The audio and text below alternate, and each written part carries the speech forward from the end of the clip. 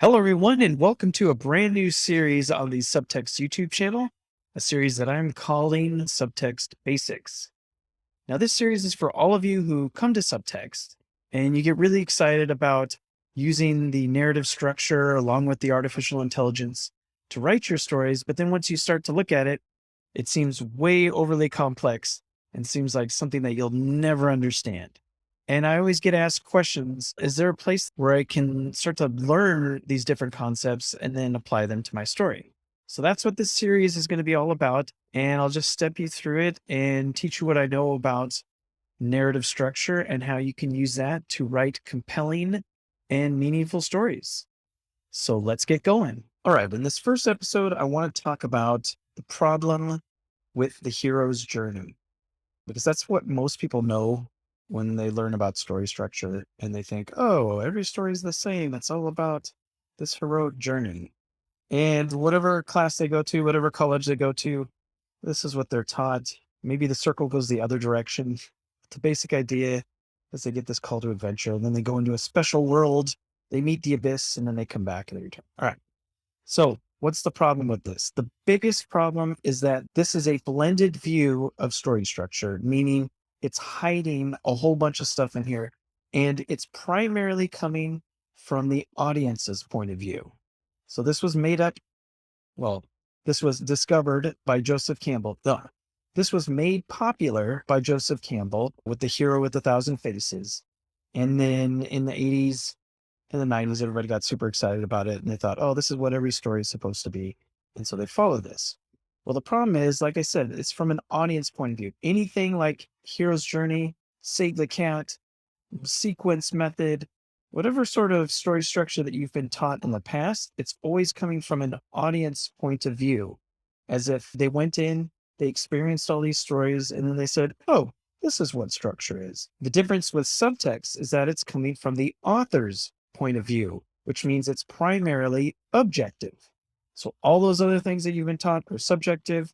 The subtext approach is objective, which means they're prone to subjective bias, which means they're not seeing the whole picture, which is why you run into story holes or missing parts of your story when you take this approach, or it just doesn't feel like you're actually getting anywhere. And what is specifically being blended here are two of the major through lines. So if we look at conflict here and we look at the four different ways that we can see conflict, we can either take the I perspective, the you perspective, the we perspective, or the they perspective. All meaning is derived from one of these contexts, and actually all four at once in a complete story. I have a problem, you have a problem, we have a problem, or they have a problem. And these four perspectives play out as four individual through lines in a complete story. The main character through line takes the I perspective. The influence character takes the you perspective. The relationship story takes the we perspective. And then the objective story takes the they perspective. And when you have all four of those at once, you have a complete story. When it comes to Hero's Journey, there's no perspective. Everything's all put together and it's all one thing. And so what happens is that it blends the I perspective with the they perspective, which is why it's called the hero's journey. Because what it's doing is it's saying the main character is also the primary driver of the plot in the they perspective, the protagonist. And when you put an objective story player like the protagonist inside the body of the main character perspective, you have a hero. So that's what this is, hero's journey. But it's really blending these two together such that you can't tell where the problem is coming from. Is it coming from within? Is it coming from without? What does it even mean? For example, this is the story form for Star Wars. And you can see down here the personality of the four through lines. You have Luke as the main character here in the universe domain. You have the objective story plot of fighting against the Empire in physics. You have Ben Kenobi down here in the mind domain. And then you have their relationship, their mentorship here in psychology. In a hero's journey context, they would blend these two together such that they can't see the difference between what Luke is going through personally and what the objective story is going through objectively. And the way that we actually get meaning in a story is being able to see both from within and from without. So you need to know what those two different things look like from an author's perspective. Clearly, when you write, you're going to write from a subjective point of view. But when you're actually teasing everything out and you're laying out your story, when you're actually writing it, you want to know what the ingredients of the story are so that you can actually put them into your story and you're not confusing one for the other. So this is a very objective take on structure where you see all four perspectives at once. A blended subjective view will blend at least two of these together, if not three. And that's the main problem with the hero's journey. There's tons of other stuff that's wrong with it. Like, for instance, you'll read stuff online or you watch a video online where they say Star Wars is the same story as The Matrix. It's the hero's journey. It's doing the same thing. Star Wars is doing the same thing as The Matrix, which couldn't be further from the truth because Star Wars, not only are the through lines completely arranged differently. So for instance, Luke is here in the universe domain because he's on a planet farthest from where he wants to be. He's this farm boy who wants to be a pilot.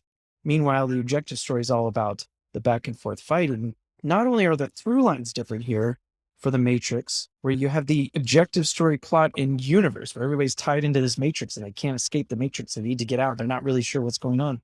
The main character, he's trying to figure out what is reality and what's not. Those are two completely different. So you can see the arrangement of through lines, which gives the personality in the story, is completely different. So Hero's Journey doesn't even come close to describing the intricacies of the narrative structure between these two films. And more importantly, is that the code that aligns all these different plot elements together in Star Wars, it's what's known as a male mental sex story, in that things happen in a cause and effect fashion, and it's all about trying to solve a problem through attaining a goal. In the Matrix, you have something completely different, which is a female mental sex mindset, where it's all about balancing inequities in service of an intention. There's no real goal that's being solved. Nothing's really solved at the end.